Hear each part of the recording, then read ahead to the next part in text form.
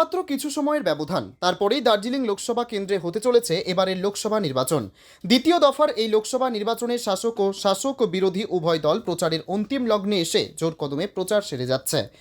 ভাই, আমাদের ক্যান্ডিডেট গোপাল নামাজি, তৃণমূল কংগ্রেস, প্লিজ পাশে থাকবেন দাদা, সবাইকে এত ভালো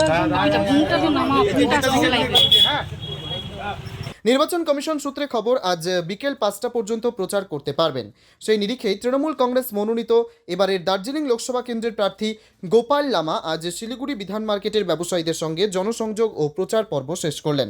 সঙ্গে ছিলেন দার্জিলিং জেলা তৃণমূল সভাপতি পাপিয়া ঘোষ। এদিন তিনি বিধান মার্কেটের দীর্ঘদিনের জমির পাট্টা সংক্রান্ত সমস্যার কথা স্বীকার করে নেন এবং যাবতীয় ব্যবস্থা তড়িঘড়ি করার আশ্বাস দেন। একদমই তাই, একটা সমস্যা সত্যিই চলছে এবং আমাদের এসজিডি চেয়ারম্যান সৌরভ চক্রবর্তী মহাশয় সেটা আন্তরিক প্রয়াসের দ্বারা সেটা দেখবার চেষ্টাও করছেন। তিনি পুরো সমস্যাটাই তিনি জানেন, অবগত রয়েছেন এবং বিভিন্ন সময় বিভিন্নভাবে তিনি হস্তক্ষেপও করেছেন এবং পুরো বিষয়টা তিনি মুখ্যমন্ত্রী মমতা বন্দ্যোপাধ্যায়ের কাছে কিন্তু জানিয়েছেন এবং মুখ্যমন্ত্রীর নজরেও সেটা রয়েছে এবং আমরা বিধান মার্কেটের যে ব্যবসায়ী সমিতি রয়েছে তাদের সাথে কথা বলেছি যে আমরা তাদের সাথে রয়েছি, তারা নিজেরাও জানেন আমরা সাথে রয়েছি। তারপরেও কিছু পরিকাঠামোগত থেকে বিভিন্ন বিষয়ের সমস্যা সত্যিই রয়েছে।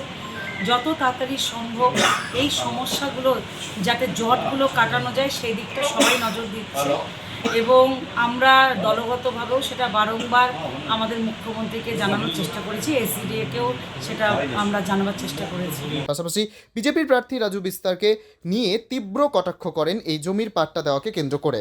ওনার যেটা আমি বলবো, অয়েল ইওর ওন মেশিন, নিজের যে কাজগুলো সেটা আগে করুন। রাজ্য সরকারের কর্তব্য তাকে শেখাতে হবে না।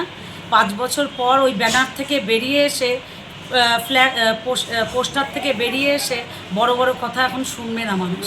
ওনার যেটা করণীয় ছিল সেটা করেনি কেন? রিং রোড কোথায়? ফ্লাইওভার কোথায়? আমার যেটা আমাদের এয়ারপোর্ট সেটা কোথায়?